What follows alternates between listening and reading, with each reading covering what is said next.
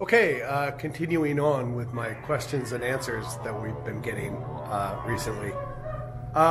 So, what is my oldest machine in here? Currently, my oldest machine in here is, where is it? Where is it? Right here. Right there.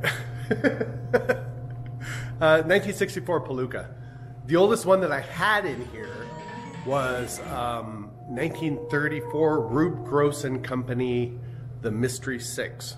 And then I had a couple from the 50s, and I had set them up over back in that back corner over there with a little red velvet thing in front of them just for display only.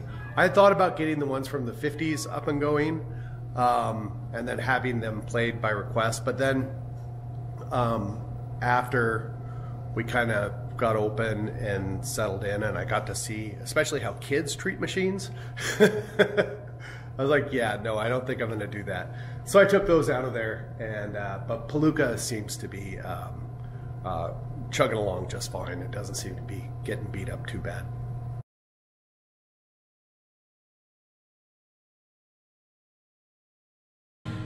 Oh yeah.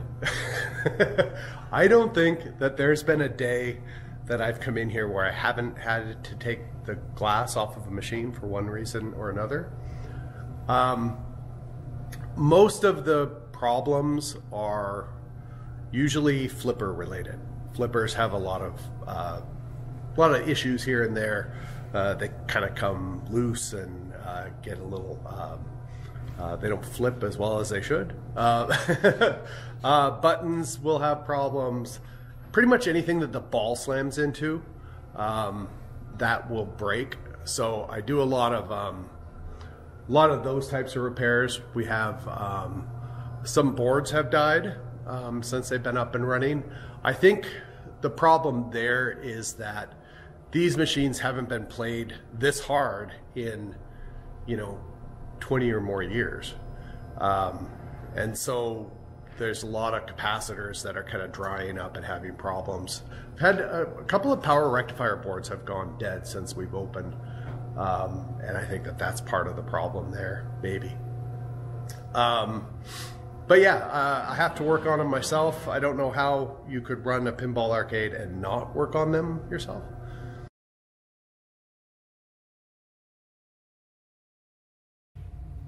Most of the parts that break are accessible. You can find replacements for, so flippers and drop targets and the pop bumper skirts and things that make pop bumpers work. All of that stuff is available.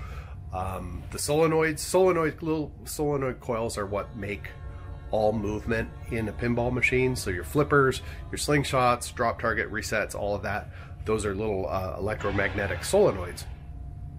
Those sometimes can burn up or have an issue. Those need to be replaced. There's literally thousands of different solenoids for the various machines, different sizes and different windings, strengths and stuff, like double winding ones and whatever. Most of those are accessible, of pretty much everything. They're not too terribly difficult to make, I don't think. And I've never had a problem finding a particular solenoid that I needed. There's a few large pinball part distributors online. Marco Specialties, Pinball Resource, John's Jukes in Vancouver has a lot of good stuff. His is flippers.com, I think. A lot of those parts are available a bunch of places in the States. You can find boards, replacement boards, aftermarket boards, for a lot of different machines. Some they haven't made replacement boards for. Pascal is a guy in France. I really like his boards. He does stuff for Gottlieb.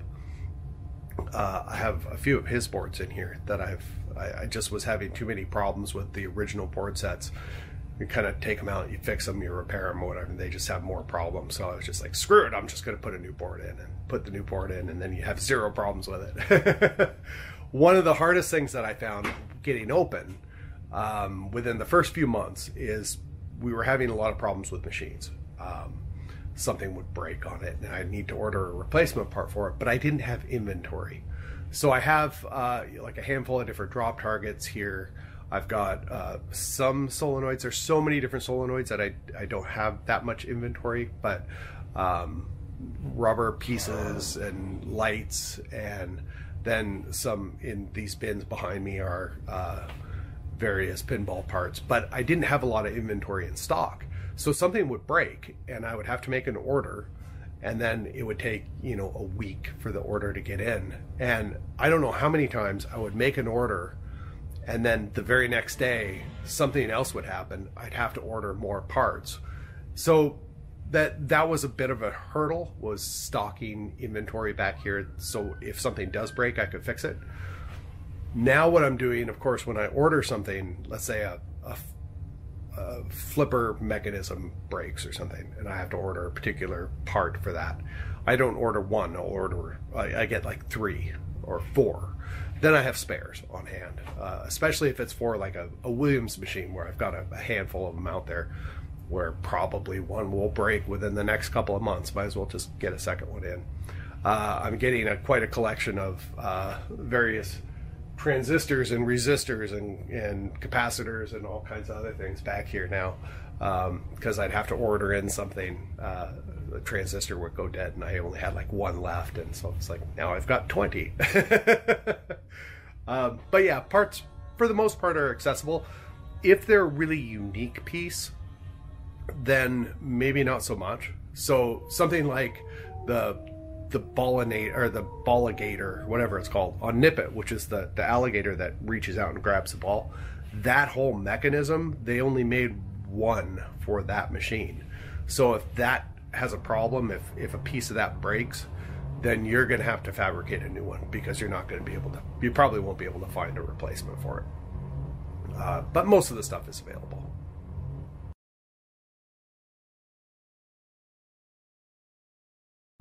Yes and no.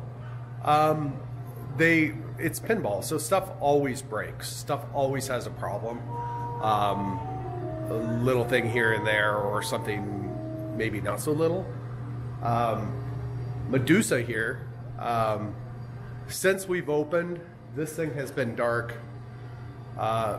probably the most of all of the machines. It always seems to be having something going on with it. It's had replacement boards. I've had to rebuild the rectifier. It would have flipper problems.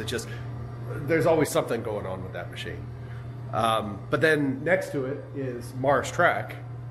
I tinkered on it when I brought it in. It needed a couple things kind of fixed on it, and then it's been running solid this whole time.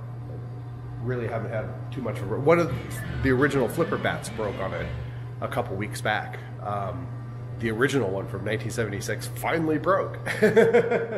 So that one, it needed that, but other than that, it's been perfectly fine. I do have a couple other machines that have been offline for a while, or I just haven't gotten them online. Over here is Blackwater and Volcano. Those I just need time to sit and work on them, and I just haven't found the time. I have, speaking of time zone. It was running perfectly fine, no real issues, and now the ball counter has stopped counting balls, so you start a game and it's just always ball 1, so I need to get in there and fix that. And then volley was running perfectly fine, and now it just goes up into tilt mode. It won't start a game, and I think I know what's going on with it.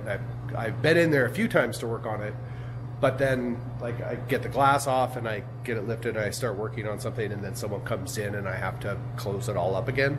So the problem that I'm finding right now is just for the more troublesome problems, the bigger problems, having a length of time where I can actually solve it and figure it out.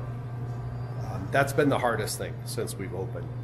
Is it's easy enough to, a flipper blows up or something like that, and you can swap it in a matter of a few minutes, or a pop bumper has an issue or something. But if it's something a little bit more major, finding the time to actually spend 2 or 3 hours fixing it has been a little bit of a problem. Not too terribly bad, but Yeah.